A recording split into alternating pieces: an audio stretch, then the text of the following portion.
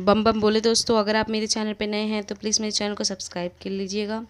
मैंने अभी अभी 2 महीने पहले ही अपनी बड़ी बेटी की शादी की थी। वो मुझे ज़रा भी पसंद नहीं थी। मैं तो बस उसके यहाँ से जाने का ही हर पल इंतज़ार करता था।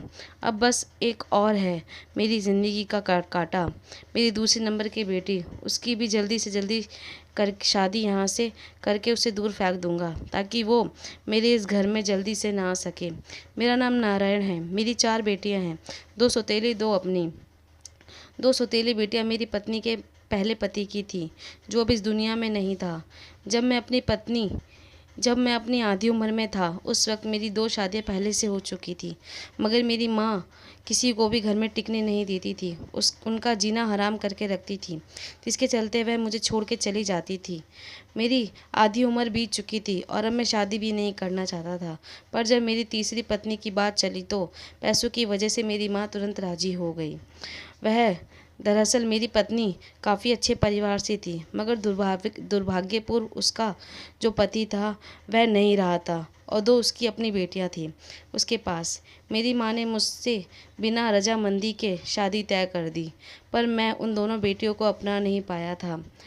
वह जब भी मेरे सामने आती थी तो मुझे पापा कहती थी। मुझे बड़ा गुस्सा आता था, पर मैं अपनी पत्नी से बहुत प्यार करता था, इसलिए मुझे उन दोनों का ख्याल भी रखना था। खैर, उन दोनों की शादी की मुझे ज़रा भी चिंता नहीं थी। उनकी नाना नानी उनकी यह सारा काम पहले से ही करके गए थे, फिर बस मुझे उन्हें पालना था। वो जैसे जैसे बड़ी हो रही थी तो मेरी खून और खौलता रहता था, क्योंकि दोनों इतना खाती थी और काम ज़रा भी नहीं करती थी। मैं कमाते कमाते मर रहा था और दोनों हराम की बैठकर खाती थी। मेरी 2 और बेटियां हो चुकी थी, पहले 2 थी और दोबारे भी 2 और हो गई थी। इन सब की जिम्मेदारी मैं उन दोनों लड़कियों को ही मानता था। मैंने अपनी बेटियों की अच्छे स्कूल में भेजना चालू कर दिया था और उन दोनों को सरकारी स्कूल में भेजता था। मैंने अपनी बेटियों को राजकुमारी की तरह पाला था, उन्हें किसी भी तरह की कोई परेशानी नहीं होने देता था और उनके लिए पहले से ही सामान लाकर रखता था। धीरे धीरे मेरी बेटियां बड़ी हो गई और मैंने अपनी सौतेली बेटी की शादी कर दी। उनके जाते ही मुझे सुकून की सांस ली। सोचा था कि अब मैं अपने परिवार के साथ आराम से रहूँगा, मगर शायद भगवान को यह मंजूर नहीं था। मुझे अपने ये दोगले व्यवहार का फल मिलना बाकी था। दोनों बेटियों का आना जाना मुझे ज़रा भी पसंद नहीं था। मैंने उन्हें ज़्यादा नहीं बुलाता था, मगर वह जब भी आती थी तो मेरी बड़ी चिंता करती थी। घर में जब भी वह कुछ दिनों के लिए रहने के लिए आती थी तो मैं पहले से जैसा ही व्यवहार उनके साथ करता था। उन पर चिल्लाता था, उनके हाथों की बनी रोटी नहीं खाता था, और जहाँ मैं एक कोर निकाल कर खा लेता था तो उसमें भी नुक्स निकालता रहता था। ऐसा व्यवहार मेरे जमाइयों को ज़रा भी पसंद नहीं था, पर उन्हें यह नहीं पता था कि वह मेरी असली बेटियां नहीं थी, इसलिए वह कुछ भी नहीं बोल पाते थे। एक दिन मेरी तीसरे नंबर की बेटी हमें बिना बताए पता नहीं कहाँ चली गई थी। वो मेरी जान थी। मैं तो कुछ समझ ही नहीं पा रहा था कि मैं क्या करूँ, कहाँ गई होगी वो। फिर किसी से पता चला कि वे किसी लड़के के साथ भाग गई है। मैं तो पूरी तरह से टूट गया था, क्योंकि ऐसा अभी तक हमारे ख़ानदान में किसी ने नहीं किया था जो मेरी उस बेटी ने किया था, जिससे मैं सबसे ज़्यादा प्यार करता था, उस पर सबसे ज़्यादा विश्वास था। उसने ही मेरी नाक कटवा दी थी समाज में। फिर भी मुझे अपनी बेटी को ढूंढना था, तो मैंने अपनी सौतेली बेटियों को ही फ़ोन किया। जब उन्हें ये बात पता चली तो वह तुरंत अपने पतियों को लेकर उसे ढूंढने के लिए निकल पड़ी। मुझे तो पता नहीं उन्होंने उसे कैसे ढूंढा होगा, पर जब वह उसे ढूंढकर मेरे पास लाई और उसका पति भी उसके साथ ही था, उसके आगे वह कहने लगी कि मेरे माता पिता मुझे टॉर्चर करते हैं, इस वजह से मैंने ये कदम उठाया है। ये मुझे कहीं भी बाहर नहीं जाने देते। मेरी ज़िंदगी इन्होंने बिल्कुल बर्बाद कर रखी है।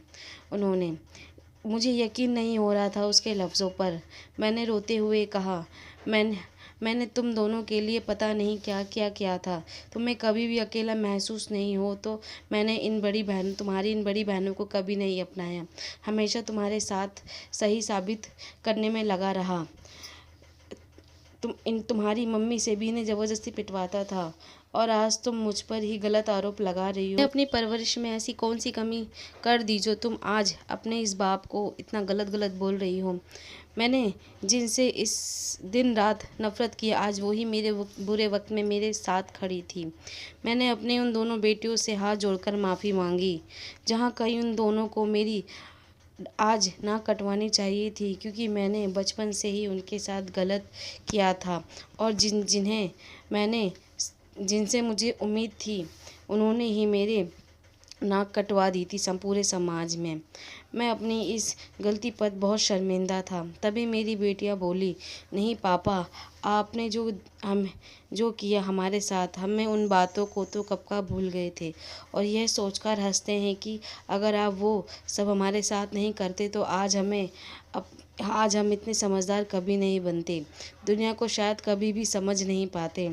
आपकी डांट में भी हमें बहुत प्यार महसूस होता था, इसलिए हमें आपसे कोई शिकायत नहीं है। और तुम इन्हें जो आरोप लगा रही हो, जिन्होंने अपनी पूरी ज़िंदगी सिर्फ तुम्हारी इच्छाएं पूरी करने में निकाल दी, शर्म करो। इतना गलत काम करके भी तुम इस अकड़ में अपने पापा से के सामने मुंह खोल रही हो।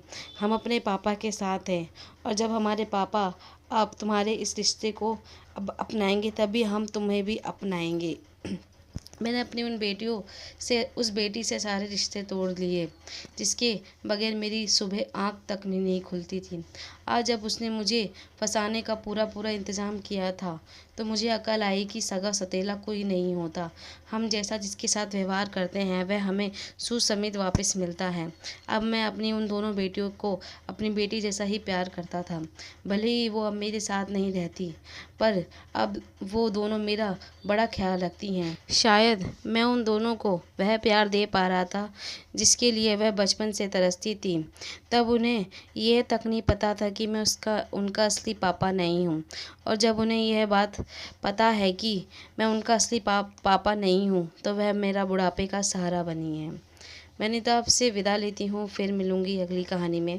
धन्यवाद।